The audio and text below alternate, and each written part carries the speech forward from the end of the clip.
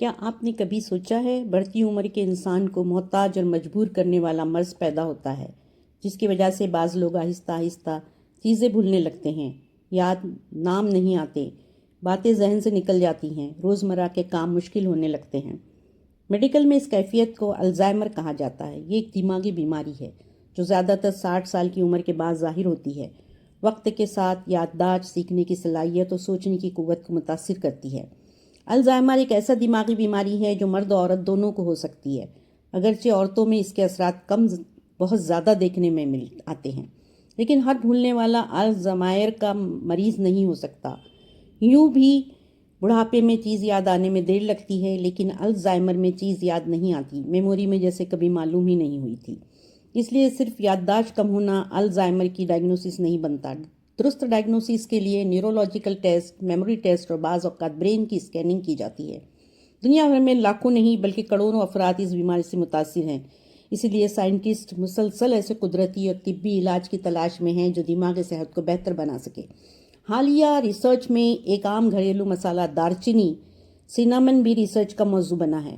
Research سے اشارہ ملا ہے کہ دارچینی میں موجود ایک اہم قدرتی مرکب سیناملڈیہائیڈ الزائمر سے متعلق دماغی خرابیوں کے عمل کو کم کرنے میں بہت اچھا رول ادا کرتا ہے۔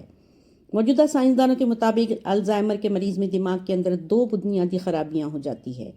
پہلی، پروٹین ٹاء کا غیر معمولی جمع ہونا، اور دوسری ایمیلوئڈ بیٹا پلیک کا بننا۔ یہ دونوں چیزیں دماغی خلیوں کے درمیان کو متاثر کرتی ہیں اور بالآخر اعصابی خلیوں کو نقصان پہنچاتی ہیں۔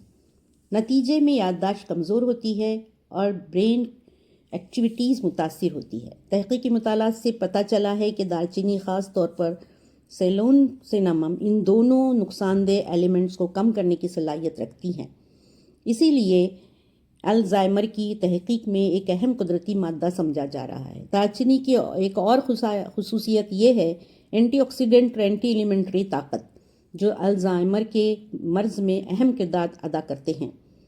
ریسرچ نتیجے تک پہنچی ہے کہ دارچینی اور اس کے ایکٹیو پرنسپلز ذہنی کارکردگی پر پازیٹیو اثر ڈال رہے ہیں، خاص طور پر یادداشت اور سیکھنے کی صلاحیت میں بہتری کے اثرات پیدا ہو رہے ہیں۔ جانوروں میں ہونے والی تحقیق کے بعد اس موضوع کو مزید دلچسپ بنا دیا گیا ہے۔